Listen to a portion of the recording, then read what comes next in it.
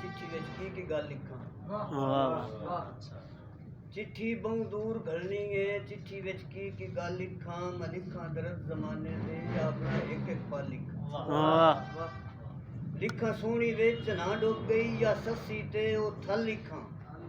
या लिखां पर्दे लैला दे मजनू दा इश्क अजल लिखां। या लिखां सिदक फरहाद दा मैं शीरी दा ताज महल लिखां। मेरी कलम नू ताकत दे मौला अज अज लिखां कल कल लिखां। क्यों कुफर दे हथों हुंदे पे मुस्लिम दे हैं कतल लिखां। लिखां तड़प यकूब नबी दी मैं या यूसुफ ते ओ डल लिखां। लिखां जिस्म वजूद अली असगर दा या जालम तीर दा फल लिखां। कुछ लिखां लिखां ना लिखां एक वाकया मैं कर बल लिखां।